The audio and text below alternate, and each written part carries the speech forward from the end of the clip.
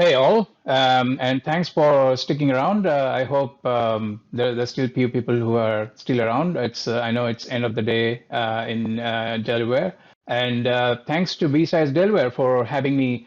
My name is Debasis Mohanty, and today I'm going to talk about software security engineering, learnings from the past to fix the future. So before I dive into the presentation, a little bit about myself and how my experience is relevant to this talk. Presently, I head the security services at Sequa Security. It's a New Zealand-based security consulting firm. I have a little over 20 years of offensive and defensive security experience. I have been working since 1997. The vast majority of my experience has been related to vulnerability research and exploit development, but I have also spent 10 plus years working with mid-sized and large technology companies. I've led their security engineering center of excellence and have worked closely with multiple engineering teams to integrate security across SDLC. Lastly, I'm a simple security guy who likes to solve complex security problems using simple methods. In case you like to touch base with me, my personal details are below. So I've kind of broken down the entire presentation into four main parts. I'll start with the history. I'll talk about I'll showcase some of the historical data about some of the bugs that has been around since last 2 decades. And then I'll go over the reason why do we still continue to see these bugs for the last 2 decades. And then I'll talk about some solutions, how to tackle these bugs so that in future we don't get to continue to see these bugs forever. And then I'll clear some misconception around software security engineering lifecycle. To begin with the history, so what you're seeing here are the top 3 application specific bugs. So I assume most of you must already be familiar with these application bugs. So these are the top 3 bugs that has been around since last 2 decades. So cross-site scripting was first time reported or exploited back in the 1990s. It was only in January 2000 Microsoft gave it its name called cross-site scripting. SQL injection has got a similar history. It was for the first time mentioned in 1998 in the FRAC magazine. And deserialization bug, although it is not exactly 2 decades old, but it is pretty much around the same time that the first bug was reported, which was in the year 2002, August, right? So this is again not a comprehensive list. This is the top picks from some of the bugs that has been around since last 2 decades. These are application specific. I'll also showcase the top 3 class of bugs that affects operating system and OS native applications. So again, most of these bugs must already be familiar to you. I'm not going to discuss definition here. What is important to note is the timeline. So buffer overflow is a broad class. It can include things like stack overflow or heap overflow, but it's a broad class. It includes multiple different types of overflows here. So it was only in the year 1996. Buffer overflow was first time publicly documented in 1972, and in 1988, a worm called Morris worm leveraged buffer overflow to exploit systems and spread across network. And it was in the year 1996, for the first time, someone wrote an article called Smashing the Stack for Fun and Profit, which sort of outlined how to exploit buffer overflow. And this was by Elias Levy, who goes by the handle LF1. If you have never read this article, I highly recommend reading this. This is the original, this is the first article which talks about how to exploit buffer overflow. So if you are into into exploit development and if you have never read this article, I highly recommend going back and reading this. Race condition has got a similar timeline. It was in 1995. It was documented in one of the publication, and in year 2001, a bug was reported, got a CVE. And use after free and double free they are related bugs. They're not the same bug. They have got a similar nature, but they are not the same bug. But I still kept both of them together because they have got some relation with each other. Now, use after free is also known as dangling pointer. So if you are reading an article, an old article, like a 15 years old article or 10 years, more than 10 years old article, you are more likely to see something called dangling pointer. Back in the days, people used to refer use after free as dangling pointer. I mean, lately, or I would say since last 6, 7, or 10 years, people have been calling it as the use after free. So it again, in case of use after free, for the first time, it was covered in one of the publication back in 1996. And double free, the first time a double free issue was reported was back in 2002. And so again, some of these issues are not exactly 2 decades old, but pretty much around the same timeline, right? So again, these three issues affects operating system, especially in case of race condition. It can affect applications as well. But I still kept it in this section because it's the first time it was reported was more at a system level, not at an application level. So what you are seeing in this slide on the right-hand side is a table that lists different bug classes, the count of the bug classes over the years. So this is a screenshot I grabbed from the CV details website, and this is filtered by bug types. So what you are seeing in the top row are different types of bug classes or the bug types. And here on the left-hand side is the year and then the corresponding number of bugs reported each year. So the vast, I mean, all these issues or all these counts that you are seeing does not necessarily imply that this affects some applications or some softwares or a single software. It basically implies there are many softwares across the world for which the bugs have been reported, and that has contributed to these counts. But what you actually also notice, what is interesting to see is, although these numbers have fluctuated over time, but what is interesting to see is we are at 2021, and there is not a single bug we can say has been entirely eliminated. We still see some traces of these bugs, and although there's some bugs which are less found, but there are other bugs which are, there's a massive count there. So, which basically means that majority of these bugs have been around for the last 2 decades. So the conclusion here is, it sort of implies that something is not right with the way the industry has dealt with these bugs. I mean, I would not really question this if these bugs have been around for, let's say, 5 years or for 10 years. It's sort of understood, can take time. But 20 years is a very long period to retrospect and ask these questions, that why these bugs have not been entirely eradicated, why these things are still around. So the big question, again, I just already said that. So why do we continue to see 1 to 2 decade old security bugs? So the reasons, I mean, there can be 101 reasons, and there are actually many reasons why these bugs are around. But for the sake of time and to keep things within the scope of this presentation, I have picked the top 2 reasons that, in my opinion, are the 2 most prominent reasons. And it's not just my opinion. As I go on explaining these, the reasons, you'll be able to relate, and you'll be able to also agree with me that yes, those are the top reasons why these bugs have been around.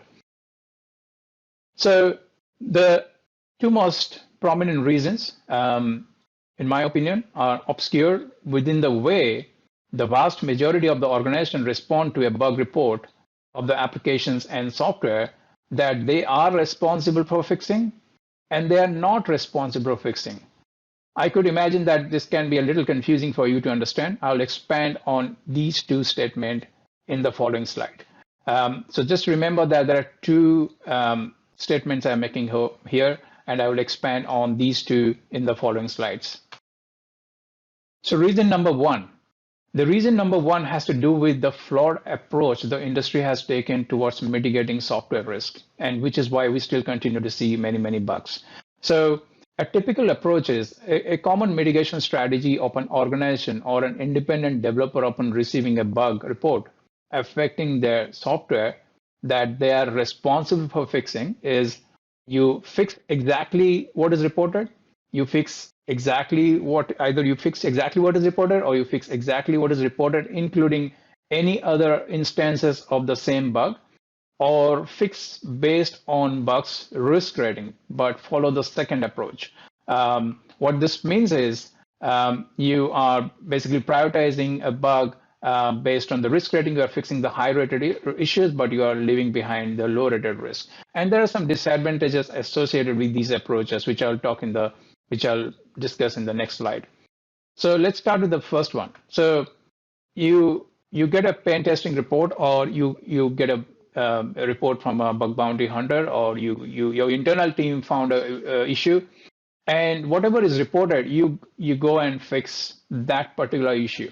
You didn't care to check any other instances of that issue. You didn't care to check any other variant of the issue in the same application. You only fixed what was reported, right? So the disadvantage here is, which is very obvious, that you are likely to miss other instances and variants of the same bug in the application if they exist. Now, the second approach I mentioned was you fix all the instances and variants of a particular bug in an application, but you do not check whether similar bug exists in other applications you support.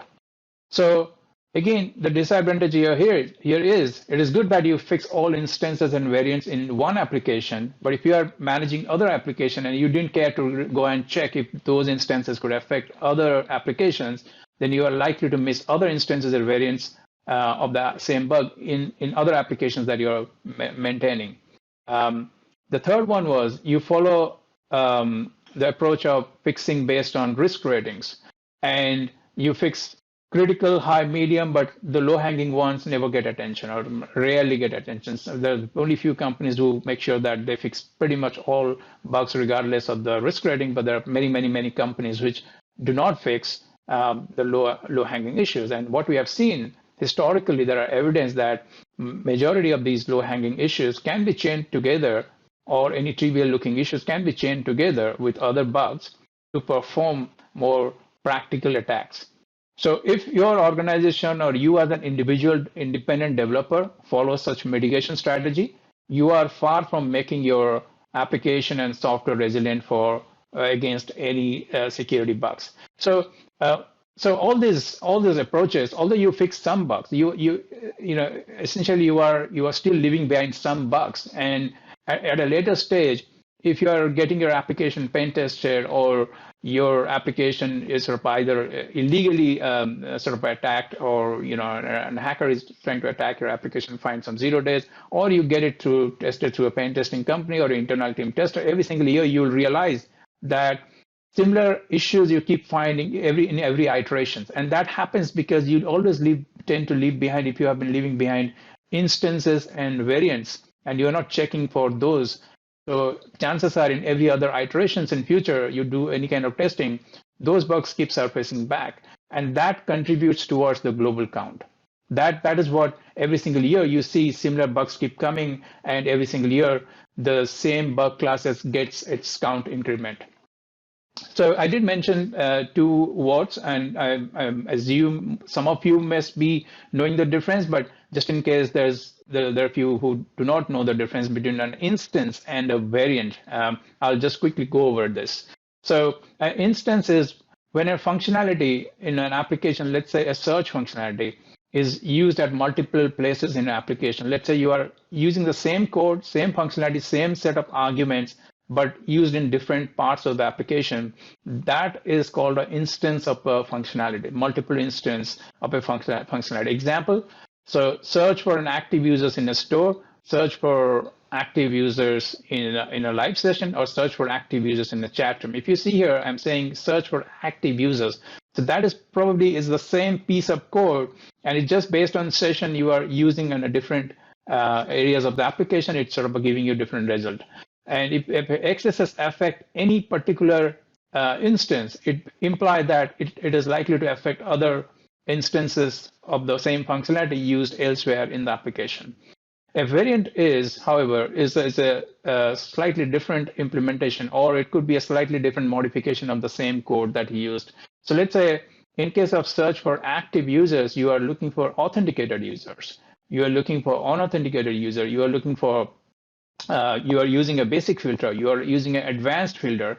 The same search functionality is sort of a modified, or it might be accepting entirely different arguments in that case, it becomes a variant of that functionality. So if an XSS is affecting any particular functionality, a variant is like you probably have to go and look at if the similar functionality is used elsewhere with a little modification. So is there a different variant that's been used? So that's how you need to relate. And same, there's another case. There can be another variant, but this variant is not same as what I just mentioned above. This variant is more from the perspective of a bug's root cause. So we need to understand how a particular bug exploitation occur, or what is the root cause of a bug. In case of a XSS, the root cause is lack of sanitization or lack of output escaping. So if that is the root cause, if there are functionality which is sort of receiving inputs from the users and it's not sanitizing it and it is echoing back to the end user, in that case, that has got a potential to have a cross-site scripting bug in it. So a variant could be like, for example, the search. In case of the search functionality receives a user input. It sort of sends back to the server and fetch the data and echo back to the screen stating that so and so search was used and this is the output. And in case of a form submit, let's say there's a web form, you submit some details and you do a submit, and it sends the data back to the server, and it's echoed back without any sanitization in the following screen, displaying what you submitted. So there is a potential XSS over there, and so more from a bug root cause perspective, this is a variant.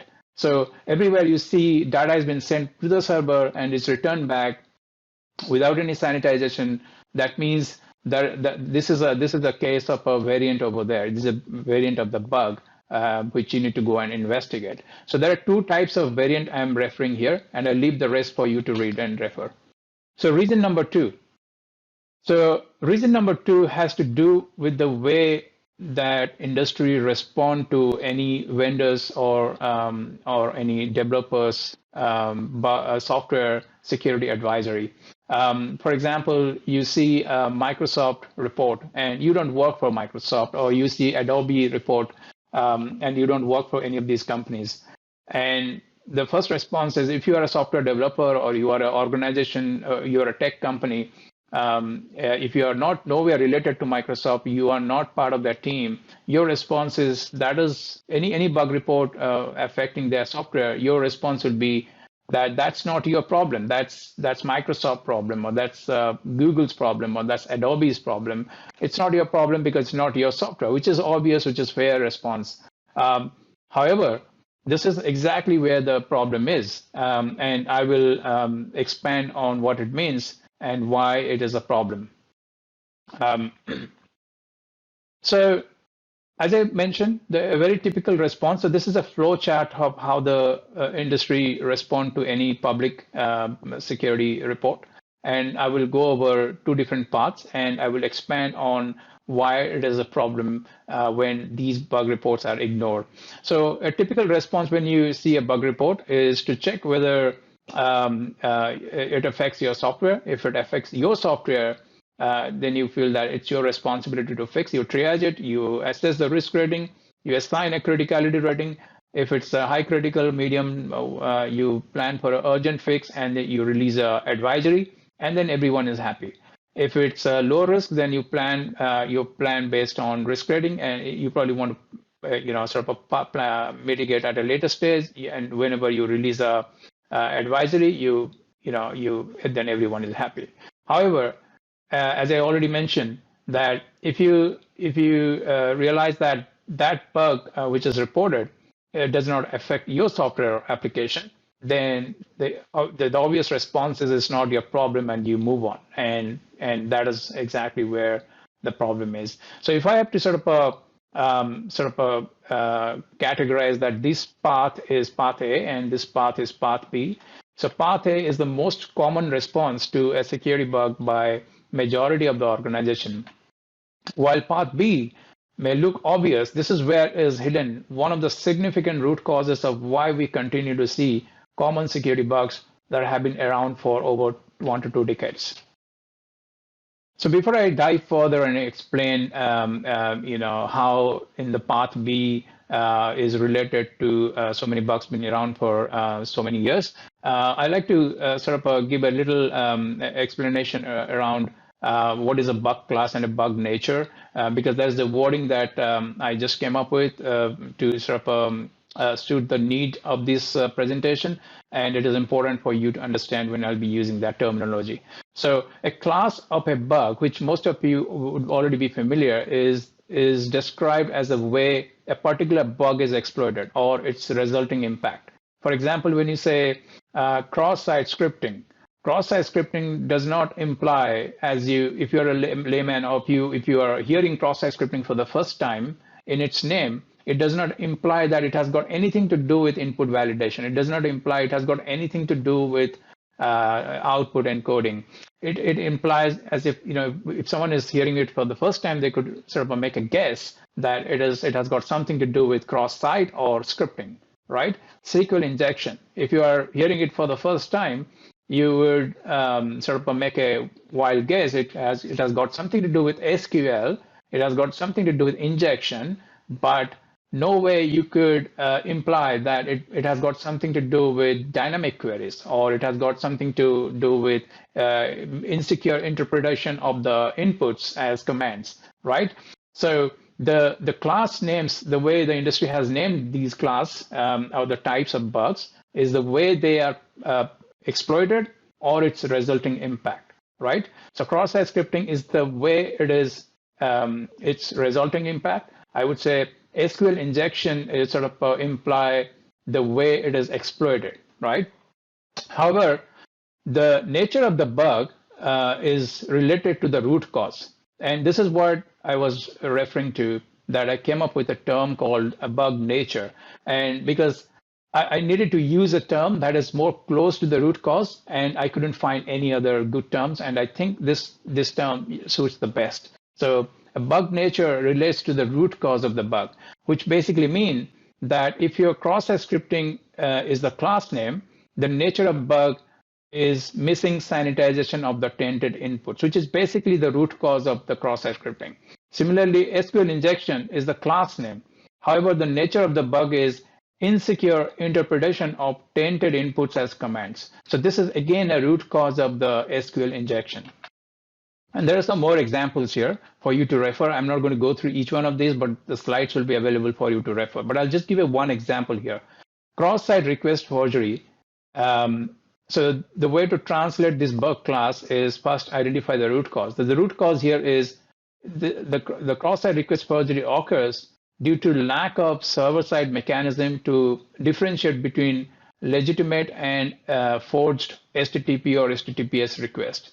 And at an abstract level, you can call it a trust boundary violation, right? Either you can call it whatever this long sentence is, or you can call it as an abstract level. So I've still tried to sort of, broken down bug nature as a root cause and bug nature separately so that it get a little shorter explanation or a little shorter definition wherever it's needed, right? I'll leave the rest for you to read and understand.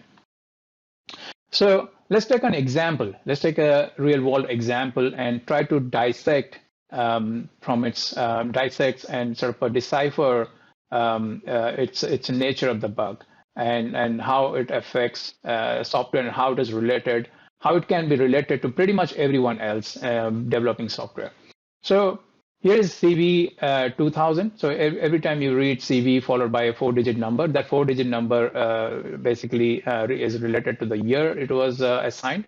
So CV 2000 means it was a bug found in year 2000. It got assignment of CV number in the year 2000. So this bug is basically is a buffer overflow in the HTTP protocol parser of Microsoft Network Monitor that allows remote attackers to execute arbitrary commands via malformed data, also known as netmon protocol parsing vulnerability.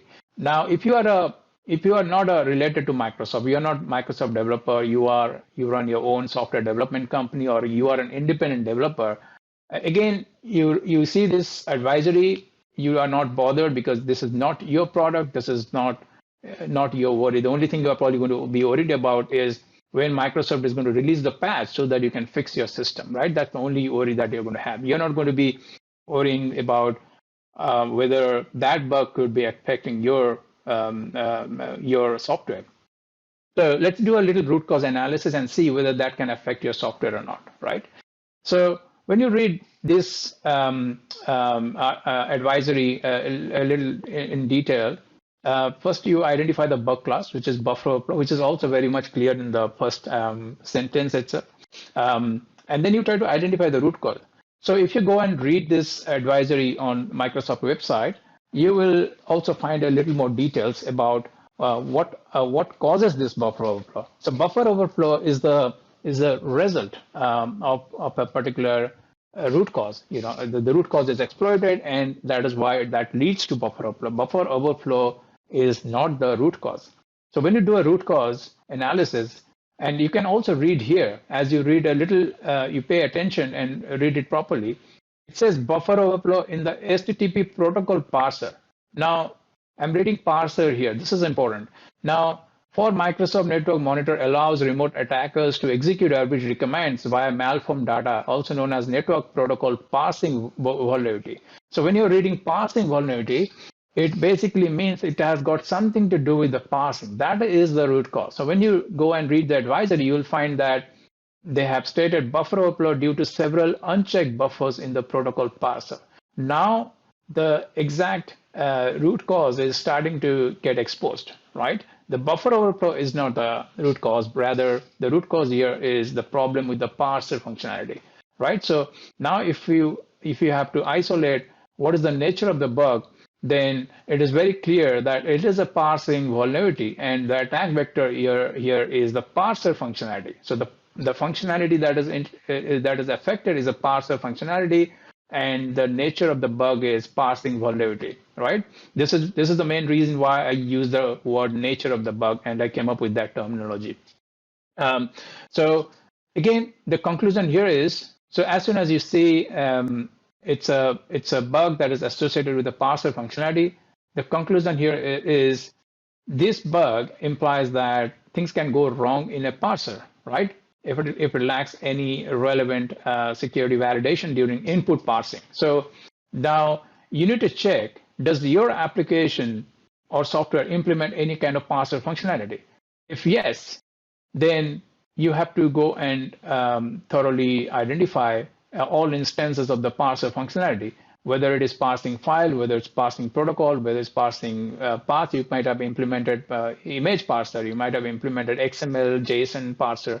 So you need to go and find all different instances of the parser functionality that you have introduced. So, and once you find those instances or variants, then you get a thorough security testing done. You will be surprised how many issues you will find when you do such targeted test, and if you get it tested professionally, right?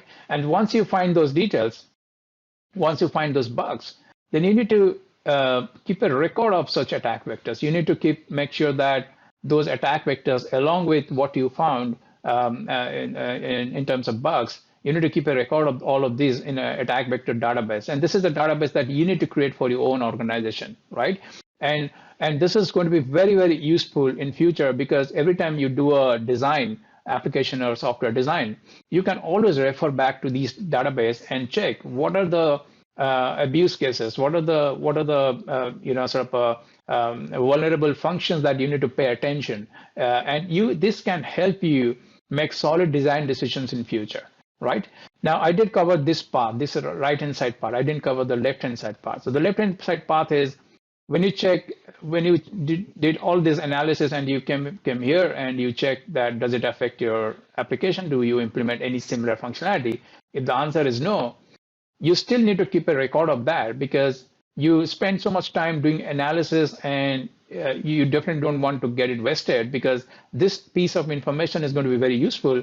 You still need to keep a record of this attack vector and this nature of the bug, so that in future, if you are implementing or introducing any kind of parser functionality, you have something to refer back. You have something to refer and check whether anything can go wrong with parser functionality. That will help you make solid design decisions in future. So here are some more examples. Like of different parsing vulnerabilities that has been found in the past. So this I have sort of grouped them as like file parsing vulnerabilities, or protocol parsing vulnerabilities, and then path parsing vulnerabilities, right? And what is common in them, although the name may looks all different, and they may all these issues may be affecting all entirely different softwares, but what is common in them? If you see here, this is a Cisco bug, and this is a Microsoft bug. This ASN is a Microsoft bug. All this MS is a Microsoft bug, but this is a Cisco bug.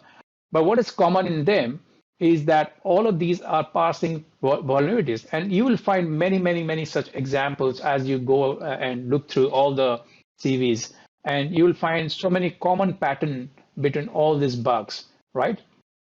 So all these examples basically imply that any parser can have such security problem, regardless whether it's a Microsoft parser or it is a parser that you have implemented in your software, right? So in a way, that Microsoft report that we just dissected, right, is related. It is actually indicating, it is telling you that, hey, things can go wrong in a parser. If you have implemented a parser functionality, go and fix it. Go and fix in advance. And you are actually getting a competitive advantage here because you are getting to know these intel well in advance when you read these external bug reports, and you can map that with your application functionality to find similar pattern bugs in your software, and you fix them in advance. So which basically means that even if later stage someone is testing it, or a pen testing company or an attacker trying to break into your software, they are at least not going to find something that is already known.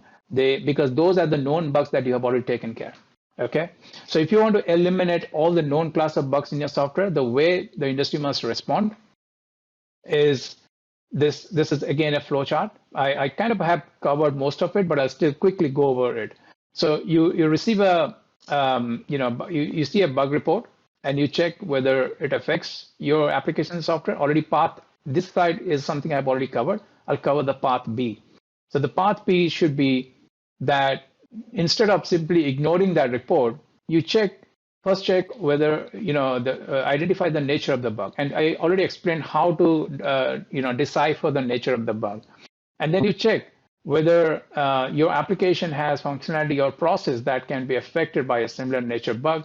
And if it is affected, you definitely need to take action and follow path A. If no, then yes, you are happy, you can move on, but you still need to keep a record of all that effort you put in dissecting and identifying the nature of the bug. Moving on. So to summarize the learning, so I discussed two main causes. What is the reason why we still continue to see 2-decade-old bugs? So the first one I already mentioned, that it was the main reason was the flawed approach towards mitigation. So, and how it is still contribute to the bug count is because each time you leave behind some bugs during your mitigation, you are not attending, either it's a low issue or you didn't care to check the different bug instances or variants. Each time you're leaving behind this issue, and in every future iterations of testing or any attacker trying to find a bug 0-day in your application, you are creating that opportunity that the bugs that should have been taken care of before is actually found at a later stage, and those bugs are contributing towards those global count, right?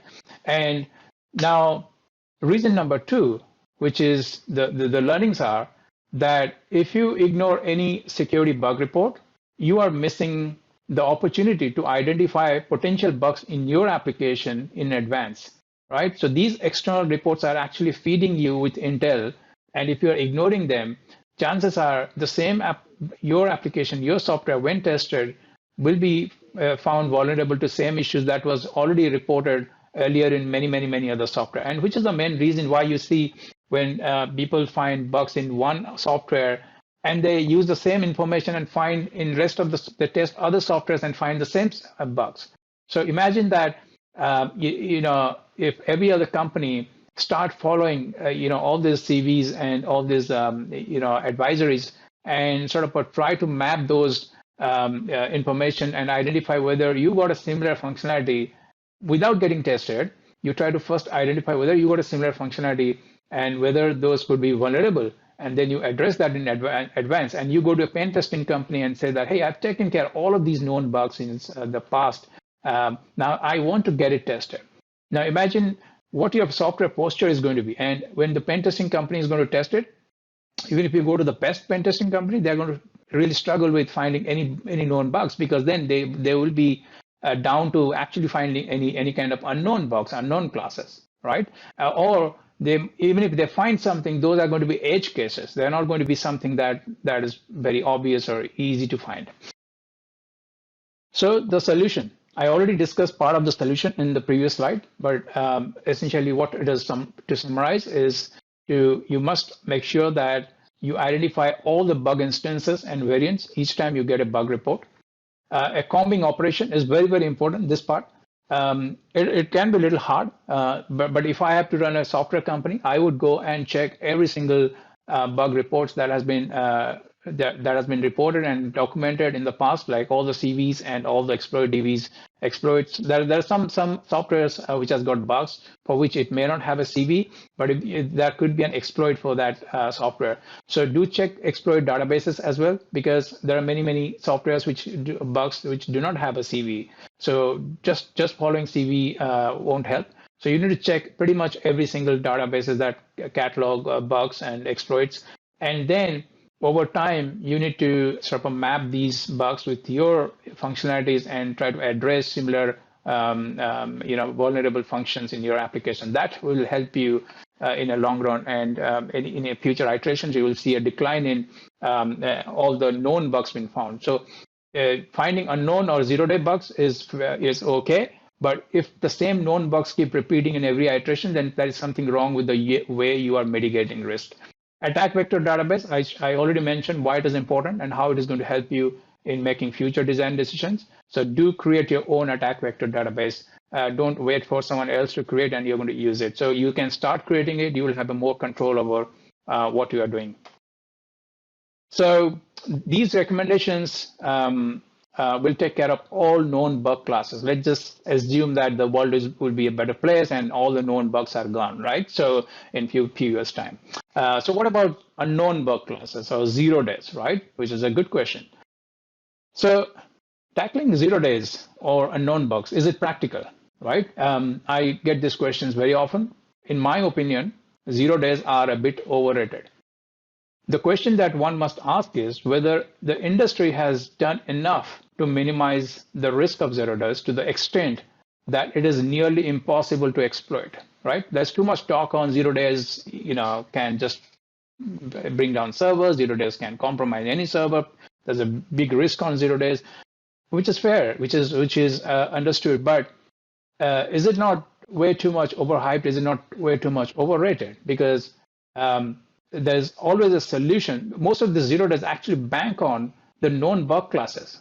So if you take care of all the known bug classes, chances are a large part of the 0 days are gone already. So the explanation I gave in the previous slide, how you need to map external reports and sort of drill down to the bug nature and find out the root cause and identify the vulnerable functionality in your application and fix them in advance. That itself is going to take care of majority of your 0 days present in your software, right? So I'll give some more examples and we'll go over some recommendations. So how do we tackle 0 days, right?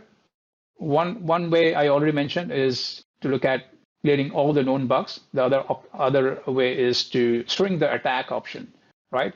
And there are some learnings from the way the memory corruption bugs have been brought under control in operating system, web browsers, and OS native apps.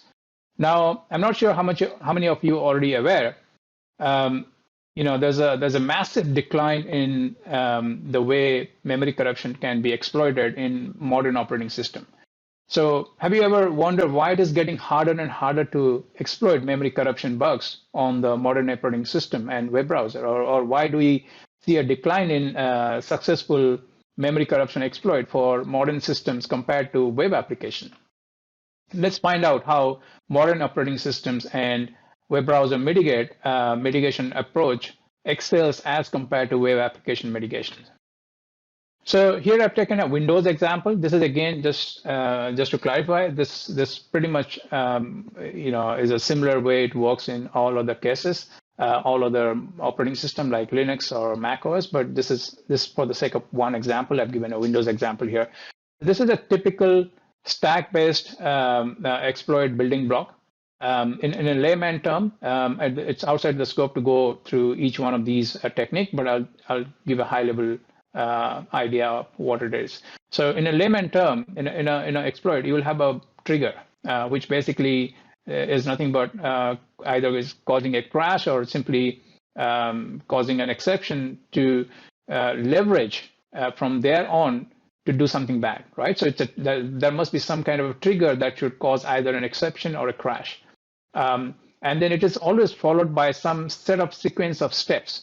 In this case, in the stack burst exploit, and this is a very vanilla exploit, there's an indirect jump or a call, and then there is something called drop chain, knob sled, and shellcode. And the shellcode is the final thing where you sort of introduced what you want to get done after you have successfully reached that stage. It could be adding a user, it could be putting a reverse shell, it could be doing something malicious at that stage. So from this stage, from triggering of the bug till shellcode, there are a bunch of steps or techniques, I would call, that has to execute to be able to successfully run this exploit. Now, what happened in modern operating system is, especially this is an example for Windows, but a similar mitigations also are there in other operating systems like Linux and Mac OS. So in Windows system, they have introduced targeted mitigation to kill individual techniques. So these techniques here, like ASLR or CFG or XFG, XFG is the successor of CFG. CFG is going to get deprecated. So and ACG or DEP or NX, these are meant to kill individual attack techniques, right? Individual exploitation techniques. So broadly, this can be sort of categorized as behavioral checks and non-behavioral checks. So what it means by a behavioral check is an analogy will be a dog at your house. When it sees a visitor, it sort of try to profile the visitor. It try to identify whether the visitor is looking suspicious or doing some suspicious action, or the visitor is friendly, or it is already familiar with the visitor. And based on that, it does a behavioral profiling, and based on that, it reacts. You don't need to tell the dog what it has to do. It has some knowledge. Based on that, it sort of profile the behavior of the person entering your house, and based on that, it react, right? The reaction is never going to be static. It's not going to be doing one single thing every time, every other time it sees a visitor, right? Depending upon whichever visitor is, it's going to behave accordingly. That's what is meant by behavioral check. And these checks are doing targeted behavioral checks for some actions in the exploit chain, right? And the non-behavioral check is more of a static thing, which is like a security gate where you have either a key or an access card. You get in, you get out. It's only going to ask you for the key or access token or access card that you have, which you have to present it. It let you in or it let you out, right? That's a static check. So if I have to broadly classify, it has got a behavioral and both non-behavioral checks as well, which sort of does a defense in depth for these kind of exploit mitigation and sort of reduce the exploitation to the extent that it is getting way too harder these days with modern systems. That doesn't mean that there's no bypasses. There are bypasses. People are coming up with bypasses, but then these operating system vendors are also going back and improving their mitigations, and then again killing that bypass, right? So every time there's a new bypass, there's always an update, and then that bypass is killed. So that keep on going. So the example provided here, again, I've already mentioned that it applies not just to Windows. A similar mitigation strategy you'll also notice for Linux systems and Mac OS, and in the web browsers as well. So the web browsers are no way different from operating system. They pretty much have their own sandbox. They're pretty much like an operating system in itself. So they have similar mitigations in play when you are dealing with modern web browsers. So these are some more examples of Windows mitigations. So what they're, again, as I already mentioned, they're trying to kill all known techniques used in an exploit. I'll leave it for your reading. I'm not going to go through each one of these. So, however, in case of web application, there's some limitations. So web application mitigations have been falling behind when it comes to mitigate, when it has to be compared with modern operating system mitigations and the way they are heading on, killing all the known techniques of the bugs. In case of web application, what we mostly see is primarily non-behavioral checks, which are static checks, like input validation. It doesn't do any behavioral profiling. It just do input validation. It's a static check. Output escaping, parameterized queries. These are all static checks. There's not a single mitigation in web application that can be categorized as a non-behavioral check. The only mitigation that I'm aware of, which is close to a behavioral check, is Google reCAPTCHA, because it has got a machine learning behind it, which sort of is feeding it to sort of do a behavioral check, and based on it, it's either block you or it stop you, do some action. But then again, it is limited in nature. It is not a comprehensive behavioral solution. It's just an independent solution. It's only meant to only prevent automated form submission or a bot attack, right? So when I was coming up with these slides, I did a lot of search to see that whether my assumption is correct or not. And it is correct to an extent that I couldn't find a single evidence, at least till today, which is why I'm sort of highlighted November 2011. I have not found a single evidence of a comprehensive behavioral-based mitigation leveraging machine learning for web application. Like machine learning in general, there are many use cases in the application, but there is no single evidence that sort of talk about behavioral checks using machine learning to mitigate risk, right? So I've not seen a single one. And if anyone knows of it, you may want to correct me later. So introducing behavioral checks. So how do we do it? So before we talk about how to leverage machine learning, it's a very vast topic, and it's outside the scope of this presentation. I'll in some other presentation I will cover that, but I'll briefly throw some food for thoughts. If you are into software development, you can very well implement your own machine learning and start working in that direction. I'll give you some food for thoughts here. So before we jump into using machine learning, we need to understand what you want to actually train our machine learning for, what it has to tackle. So an adversary can only make finite set of moves, right? There's nothing like 100,000 moves an adversary is going to make, or 1,000,000 moves. No, the adversary only will have a finite set of moves. It's most likely going to be less than 100.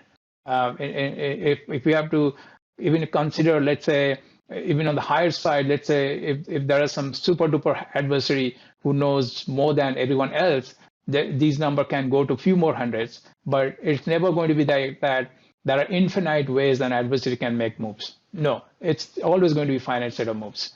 But technically, applications and software can be programmed to analyze infinite moves of an adversary and respond accordingly, right? So that gives you a competitive advantage over an adversary.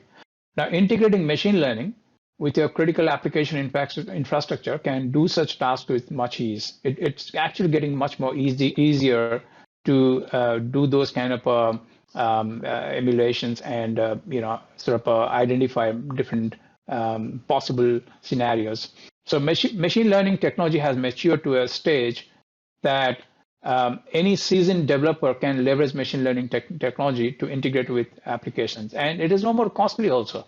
The best part is if you use Google Cloud or Azure or AWS, they offer this off the shelf. They have their own machine learning going on, and you can, if you're using their cloud services, you can use their APIs to sort of implement machine learning in your applications, right? It's becoming a lot more easier. Even if you don't use any external cloud provider, you have your own on-prem thing, and you want to use machine learning, you can still do that because there are so many libraries available to introduce machine learning in your application. So now I did The same talk I did give in WASP Global this year, but then there's a lot of changes in this talk as compared to the previous one. This is a little longer version of the previous one. But the thing that I want to highlight here is I did mention about this concept in WASP as well. So other than myself, I have not seen any other talk on this topic. So chances are this concept is likely being discussed for the first time in the world, right?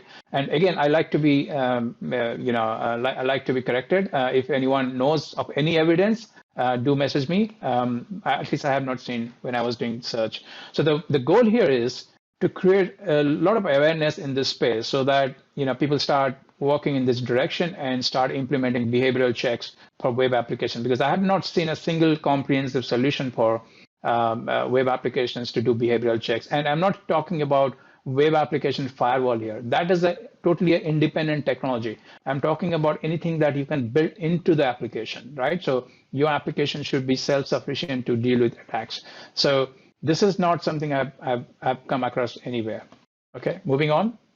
So tackling ODES, let's again retrospect and sort of summarize that. Is it possible? Is it practical? Yes, to a large extent. You will never be entirely rid of ODES, but what you can get rid of is the effect of it, right? So ODE is like, you can definitely find a crash on modern operating system. Let's say you are not able to bypass any of the mitigations. Your ODE is useless, right? You found a crash and you cannot do anything with it, even if it's the very complex attack you came up with, a very complex exploit you came up with.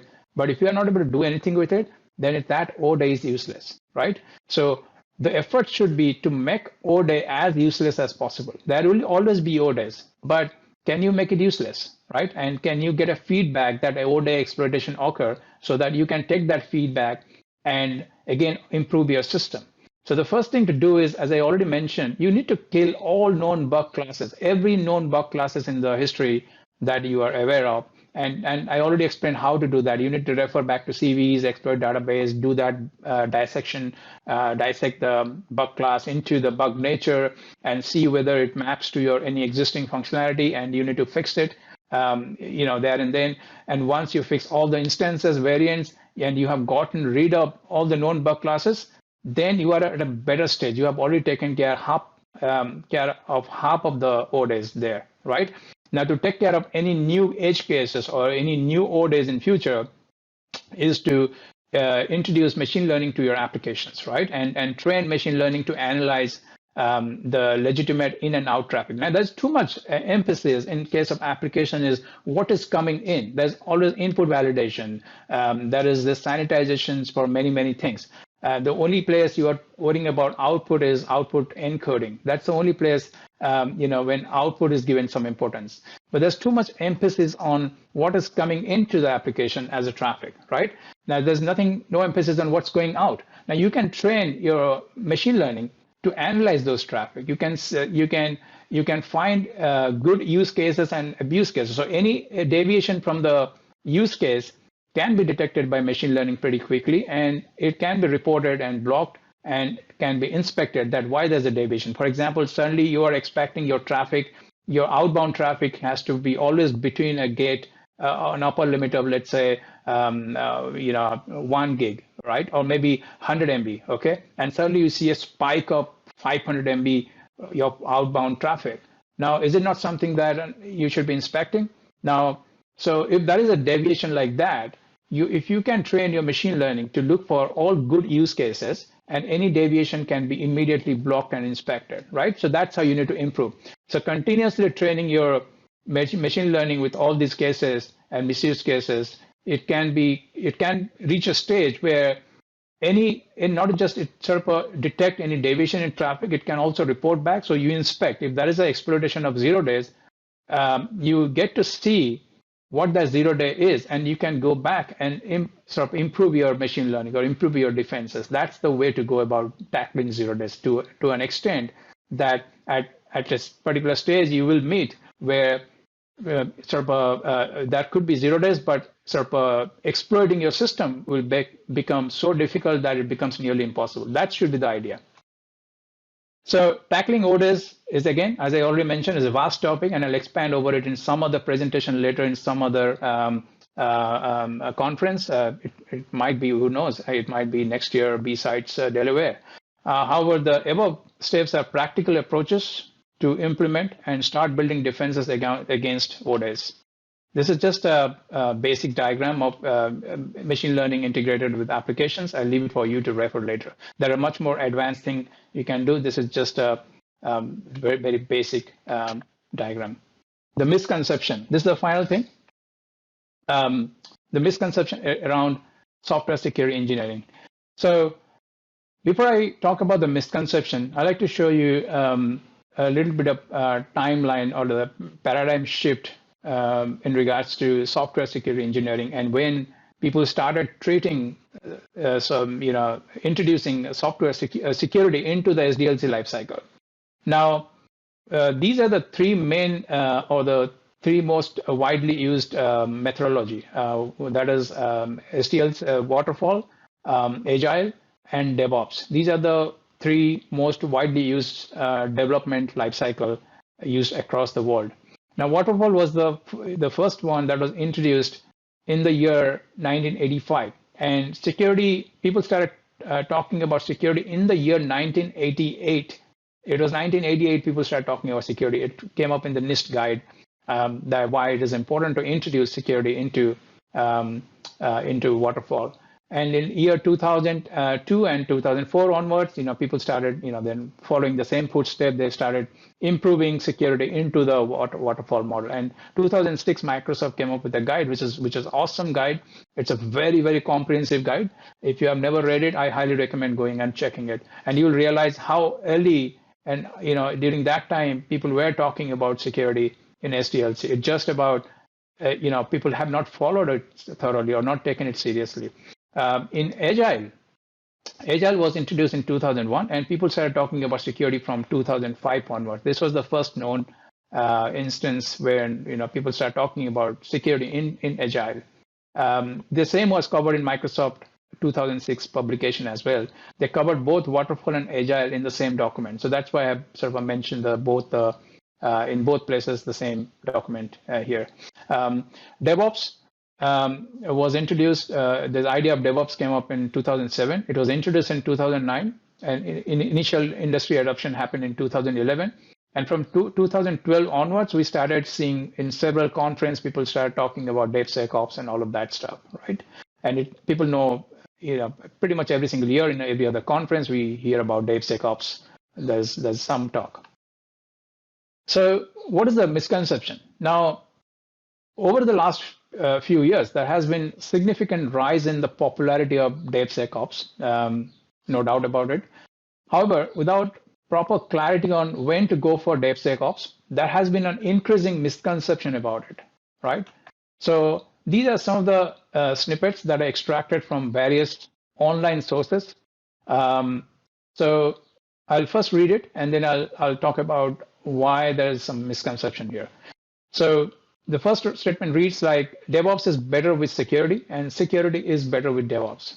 The second statement reads, with DevOps, security gets to be introduced early in the development lifecycle, and this minimizes risk massively. And the third one reads as, apps built better, why DevSecOps is your security team's silver bullet. So what is wrong with these statements? Right? So if you read highlighted red ones, that is where it's making a wrong sense. So DevOps is better with security. Fair enough, that's a good statement. Security is better with DevOps. In a way, it is implying that if you are on Agile or Waterfall, security is better with DevOps, as opposed to your Waterfall or Agile, right? If you have to infer that way. Now, the second statement is security gets to be introduced early in the development life cycle. So why DevOps? It gets to introduce in every other life cycle. And I already explained, I already show in the previous one that how early, in the year like 1998, people started talking about security in SDLC. So it's not just DevOps exclusive to DevOps. It is quite applicable for other development life cycle as well. So there's no special about DevOps here. So DevSecOps is your security team's silver bullet. So again, there's a false sense of assurance over there that if you use DevOps, then security is going to take care magically, right? I'll explain why it is not the case. So while promoting DevSecOps is essential, but overhyping can be misleading. Now, so without going too much deep into software security engineering, I'll talk in a very, very basic or layman language, right? So any software security engineering lifecycle, whether you take waterfall, whether you take agile, whether you take DevOps, they have few things in common. That will be a requirements phase, that will be a design phase, there will be a coding phase, there will be a QA phase, there's a release phase. The way these development lifecycle are modeled, they look different. They are sort of, I would say they're sort of looped differently. Waterfall is more of a linear pattern, linear development lifecycle. Agile is more of an iterative lifecycle. It is more of a iterations, but it includes more of a iteration of the waterfall model. DevOps is automation that bundles agile and also some part of waterfall, right? So again, it's a lot of automation in DevOps. It's still a linear cycle, but then there's a lot of automation that happens in DevOps, right? But all of these phases, it's all become part of these lifecycle. These phases does not change. So you are still going to write code. You are still going to test product. You are still going to design product. You are still going to capture requirements. You're going to release your product. So no way anyone can say any of these life cycle is independent of these things. They have to be, they are the core of these life cycle, right?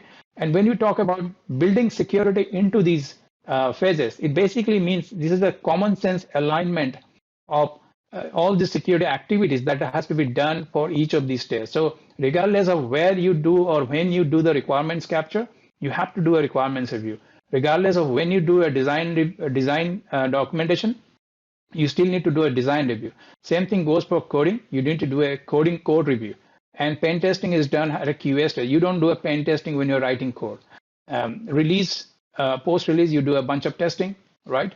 So this thing is applicable for all the life cycle. It's not very specific to DevOps. DevOps is more for automation. And every other, so is, in case of other development lifecycle, you can pretty much integrate security, and they have been done way before DevOps came into picture, right? So I wouldn't be surprised if tomorrow people start calling ML or AI ops as a next new thing, and or maybe in next few years, someone come up with a next generation cool software engineering lifecycle name and call it something else, and suddenly that everything else looks deprecated, everything else looks like older. I deal with so many clients.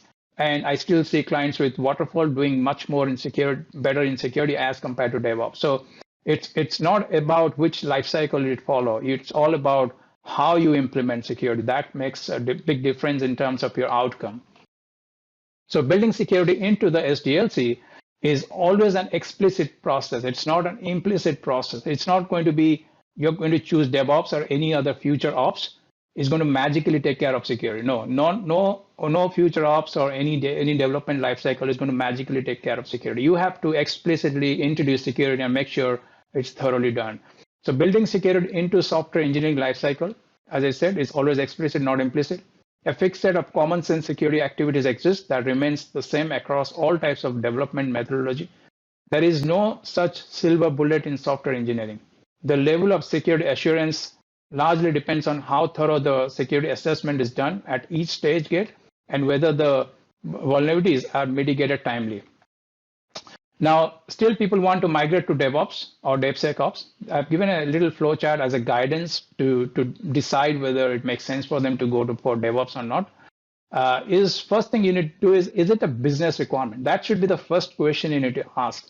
If it is a business requirement, then you need to check whether you need to do a little bit of return on investment. I mean, this is just one guide. You can come up with more ideas.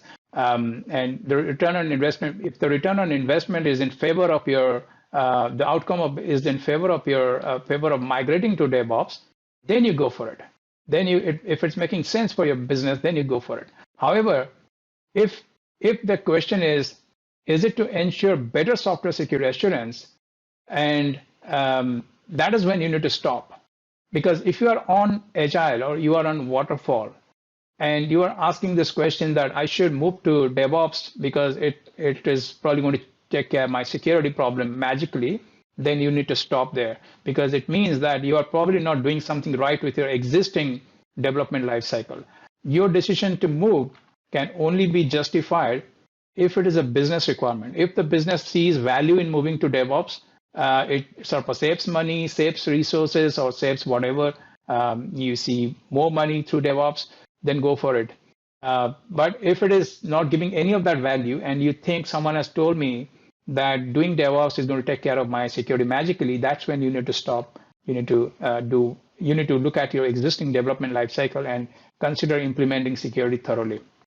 So this is just a graphic. It's not meant to really offend anyone, but rather to create a little bit of awareness. It's just showing that, hey, when you go with the flow, why it is important to ask a lot of questions. Ask whether when you're moving in the flow, you are asking the right kind of questions, or you are taking the right move.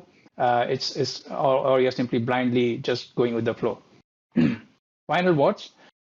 So treat all known security bugs as a pandemic, especially if they have been around for over decades.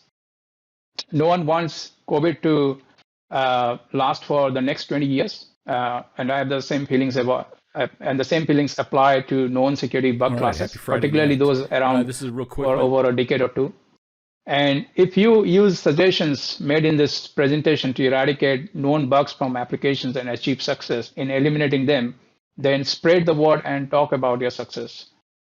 And if your organization's success story on eliminating all known bugs will inspire other organizations, and potentially it could lead to a global ripple effect. And let's reassess the state of known security bugs in 20 years from now. Hopefully we meet in 20 years from now. Thanks for listening to this talk.